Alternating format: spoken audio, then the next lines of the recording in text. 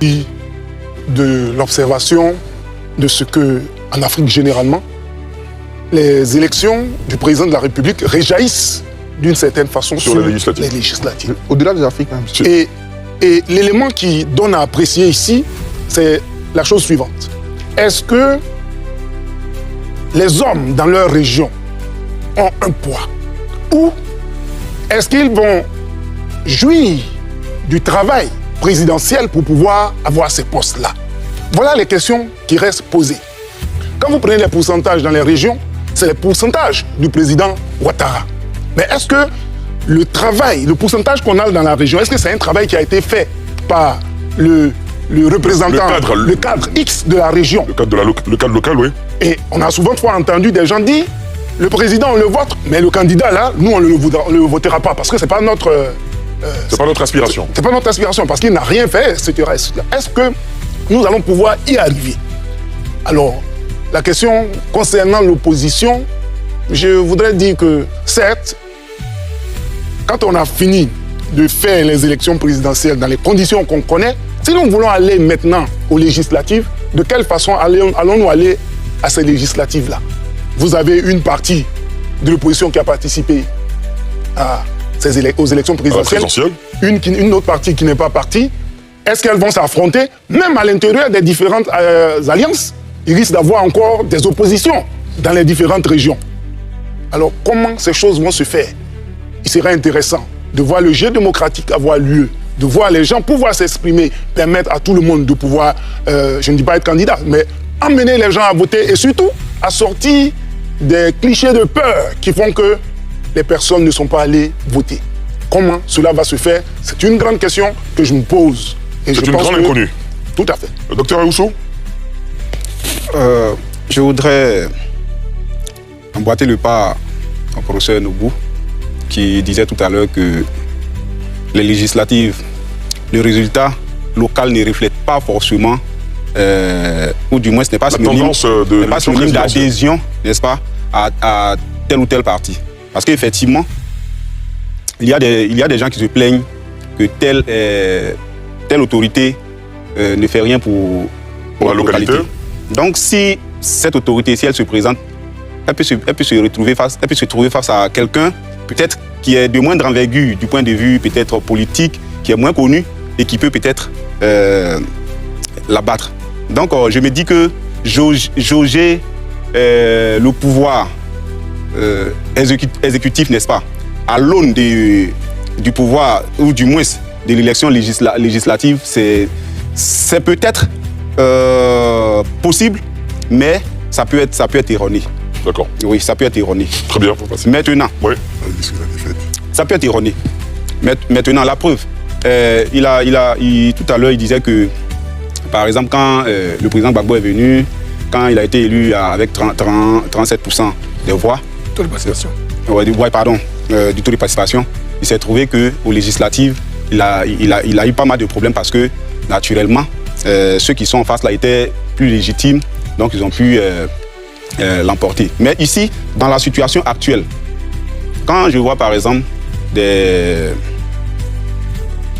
représentants, non pas forcément la configuration, des représentants des partis d'opposition qui sont aujourd'hui convoqués, qui se sentent harcelés. À un moment donné, est-ce qu'ils auront vraiment tout le temps, ils auront toute la disposition, je vais dire, psychologique nécessaire pour aller à ces élections-là? Non, moi je me dis qu'après l'élection présidentielle, on devrait quand même essayer de travailler à l'apaisement de la situation et aider ceux qui se sont sentis peut-être frustrés ou des gens qui se sont sentis blessés, ceux qui se sont sentis écartés, ceux qui se sont sentis, ceux qui aujourd'hui sont réticents parce que voilà, ayant une mauvaise expérience des élections en Côte d'Ivoire, on devrait quand même travailler à l'avènement d'un climat apaisé avant de pouvoir engager cette élection-là. Comme ça pourrait certainement refléter, et là même, ce n'est pas dans l'absolu, hein, ça pourrait peut-être refléter dans une certaine mesure ce qu'on pourrait qualifier disons, de la domination, ou du moins de l'absence de domination de tel ou tel parti. Très bien, Guillaume Bateau. Oui, je crois que bon, pas d'aider, je n'ai pas bien compris, mais c'est la transition. Après l'élection présidentielle, on passe à l'élection législative. Ça a toujours été comme ça. En 1995, on n'a pas du bruit actif.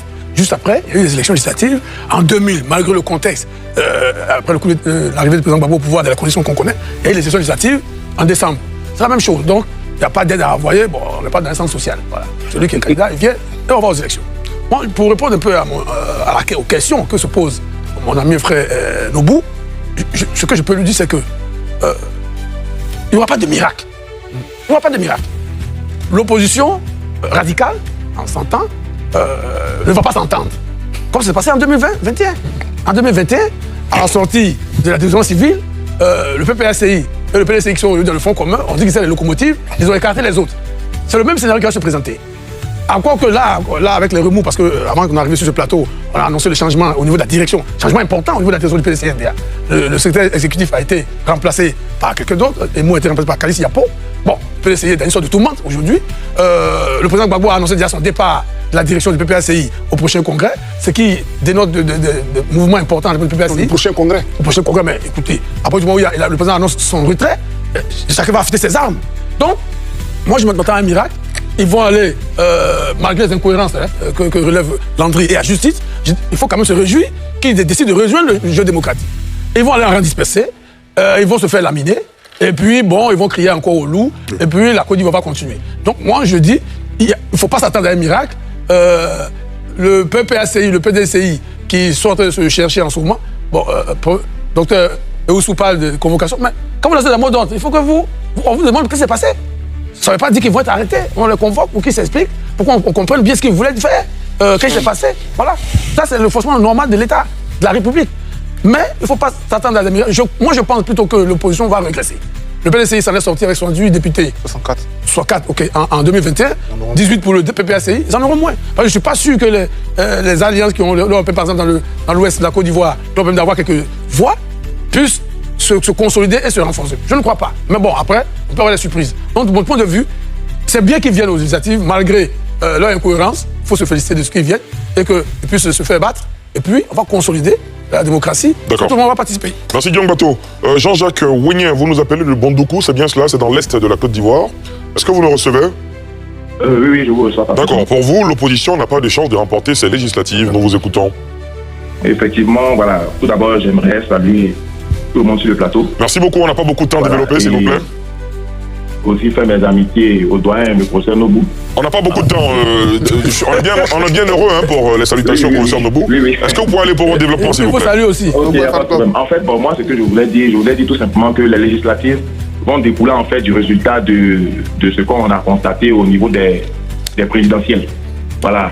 Il se trouve que en Côte d'Ivoire, les présidentielles ont toujours été, ou du moins les législatives ont toujours été cooptées par les présidentielles. Et dans ce genre de situation, quand au niveau des présidentielles, bon, je prends le cas de présentement, on se trouve dans une situation où c'est le RHDP qui est en grande majorité.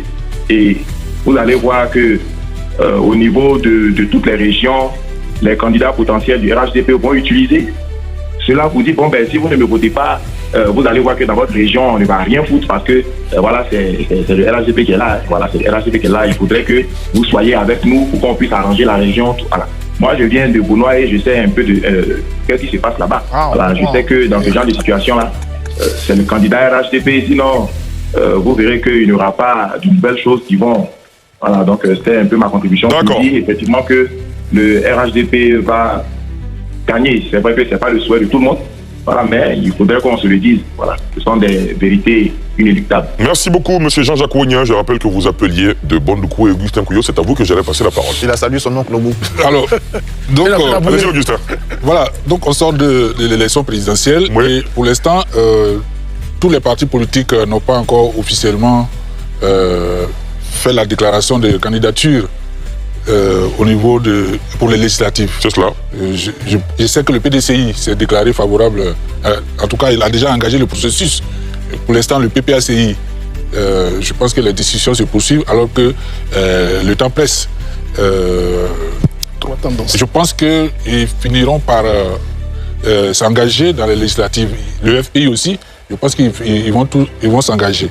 Effectivement, certains parlent d'incohérence, mais moi, je pense que c'est la nature, c'est le fonctionnement même de notre démocratie ou notre politique.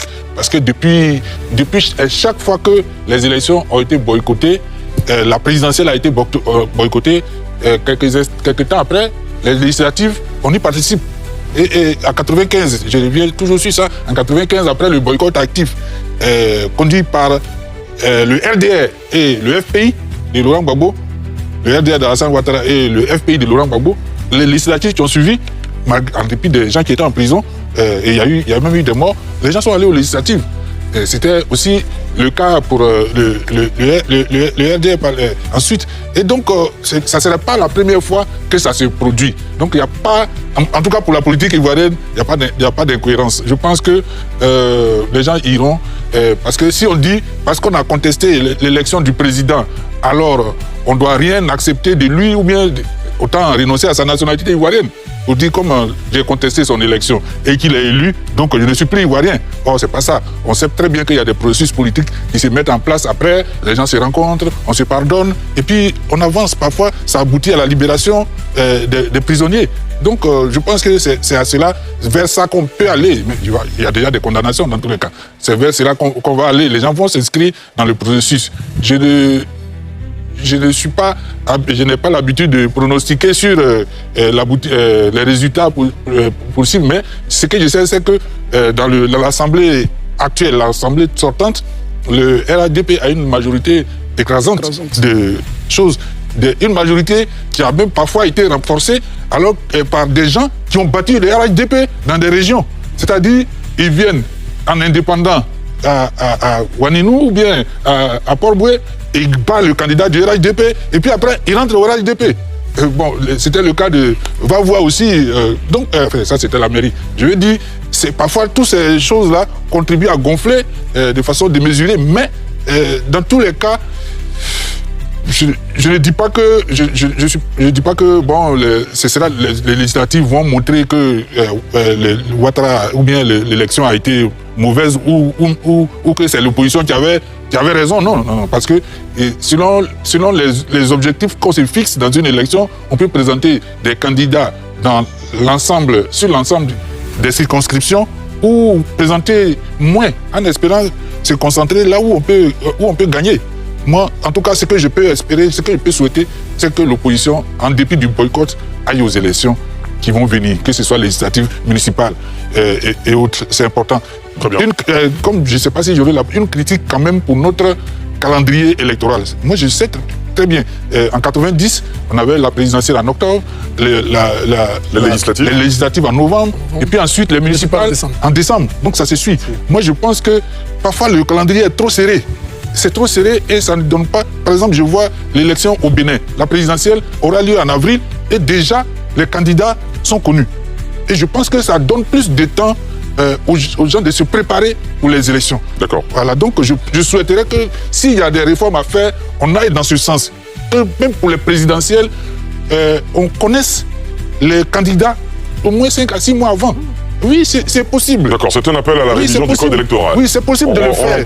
Parce qu'on fait une élection présidentielle dès que le Conseil constitutionnel a proclamé les résultats, maximum, les personnes retenues, maximum 10 jours après, ou bien parfois même c'est le lendemain qu'il faut aller déjà en campagne. D'accord. Voilà. Merci beaucoup, Augustin Couillot. Arthur Banga. J'ai 3 niveaux d'analyse. Le premier, d'abord, c'est sur la question d'incohérence. Non, c'est pas que quelque chose se répète que c'est pas incohérent. Et là encore, il y a quelque chose de grave.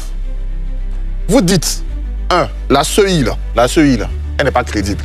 À tel point que vous en sortez. Vous dites 2, la liste, là, on ne peut pas faire élection avec ça. 3, le président, là, vous ne le reconnaissez pas. La CEI a changé. Est-ce que la liste a changé? Est-ce que le président a changé? Non, c'est incohérent. Vous pouvez mettre des enfants dans la rue, les enfants en prison, en leur disant que cette CEI, on ne peut pas... ils ne sont même pas sortis, et avec cette même CEI-là, vous pouvez faire des élections. C'est incohérent. Je souhaite qu'il soit là. Je suis content qu'il soit là. On va venir ici, ils avaient même le choix, les chefs. Mais c'est incohérent. Et c'est un problème pour notre vie politique. Il y a trop d'incohérences. Moi, c'est incohérent. En 2020 encore, entre les deux, ils ont pu obtenir un dialogue politique qui a remis la machine en ordre. On pourrait au moins se dire, oui, là, il y a un dialogue politique, donc on peut comment. Mais là, il n'y a rien de rien. Aujourd'hui, j'ai lu le message de Tidjane Thiam, avec une mobilisation massive, on peut gagner. Donc, avec une mobilisation massive, on peut gagner les législatives, mais avec une mobilisation massive, on ne peut pas gagner la présidentielle. Mais c'est tout l'égocentrisme et l'égoïsme des gens. Parce que quand c'est lui. Il avait été exclu. Ouais, mais pour les législatives, il n'était pas candidat. Si les candidats, on l'exclut, parce qu'il s'est prévalu de la nationalité. Il n'a même pas su la liste électorale. S'il vous plaît, monsieur. L'exclusion n'est pas une bonne chose. Non, si, c'est la loi. Il faut respecter la loi. Professeur Banga, terminé. S'il vous plaît. Maintenant, pour revenir de façon générale, oui, quand on sort des présidentielles, on a le choix. Quand les partis politiques d'opposition participent à la législative, aux législatives, ça baisse un peu la tension, ça légitime après le pouvoir. Parce que demain, qu'est-ce que le pouvoir va dire? Ils vont dire simplement, ils sont venus participer aux législatives, ils ont légitimé. Maintenant, le choix, la participation, c'est une bonne chose. Prenons le cas du PDCI. Tidjane Thiam n'avait pas le choix. Il ne pouvait rien faire d'autre. S'il ne veut pas être président, là, les 64 députés, là, ils vont laisser les 3 500 000, ils vont laisser leur influence sur le peuple pour le suivre dans son boycott. Il sait, il ne pouvait pas.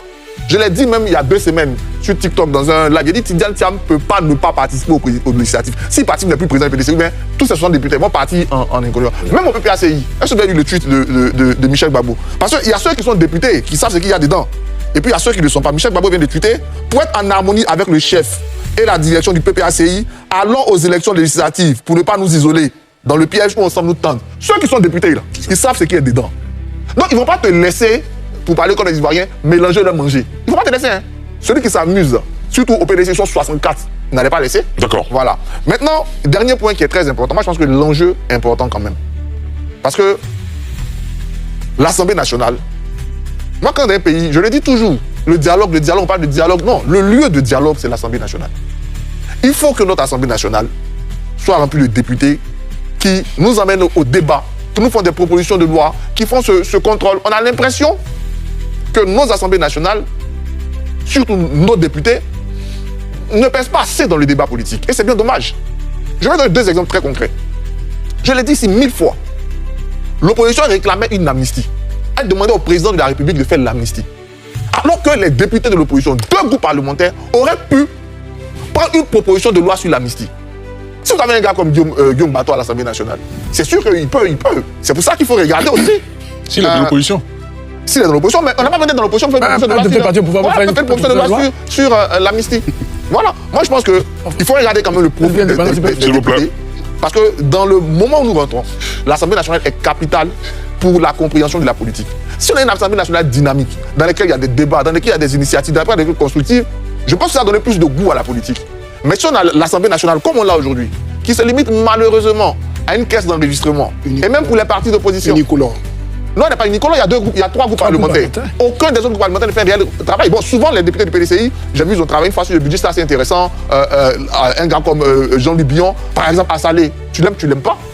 Il a donné dynamisme à l'Assemblée nationale. Donc, je pense que les électeurs, les partis politiques et ensuite les électeurs doivent bien regarder. Il nous faut des députés qui soient capables de mettre un peu d'allant dans l'Assemblée nationale. Je pense que cette histoire de renouvellement générationnel, c'est aussi intéressant que ça se transmette aussi dans l'Assemblée nationale. D'accord, monsieur, il nous reste 10 minutes pour terminer cette émission et évidemment, avant d'en arriver au carton de la semaine, je souhaite que vous attribuiez le carton.